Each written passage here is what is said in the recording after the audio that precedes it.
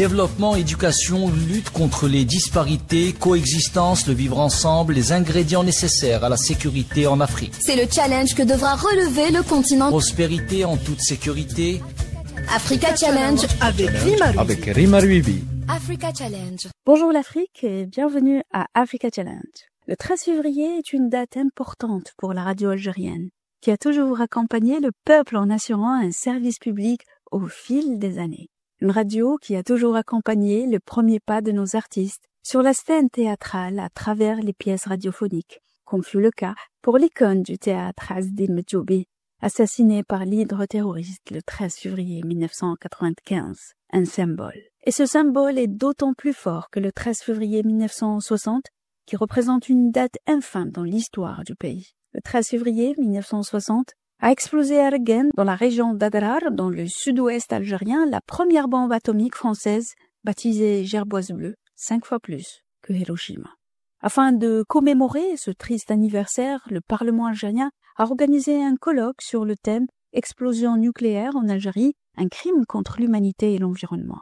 À savoir, entre 1960 et 1966, la France a procédé à 17 essais nucléaires dans le Sahara algérien, 4 explosions atmosphériques à Ergen, de février 1960 à avril 1961, et 13 souterraines à Inaker, entre novembre 1961 et février 1966. Des crimes nucléaires, selon Ibrahim Bourali, le président de la Chambre basse du Parlement algérien, qui s'exprimait ce jeudi 13 février à l'occasion d'une journée d'études organisée à l'Assemblée populaire nationale APN pour célébrer le 65e anniversaire des premiers essais. Pour rappel, dans leur livre « Au nom de la bombe et histoire secrète des essais atomiques français », les deux auteurs, Albert Drandov et Francky Alarcan, expliquent qu'à partir de 1961, confrontés aux critiques de plus en plus vives des pays voisins de l'Algérie, la France entame une série d'expérimentations souterraines sous la montagne Tenefla, dans le massif du Hogar.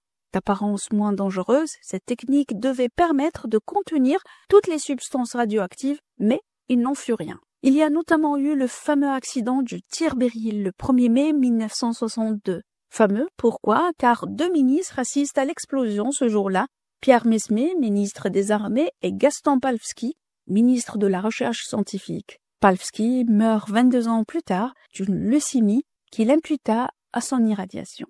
L'Irakien Kadim Laboudi, auteur du livre « Les Gerboises d'Ergen », a déclaré que la France a effectué pas moins de 57 essais nucléaires en Algérie et que la zone zéro entre une détonation et une autre était inférieure à 150 km², ce qui a rendu l'atmosphère saturée de radiation nucléaire.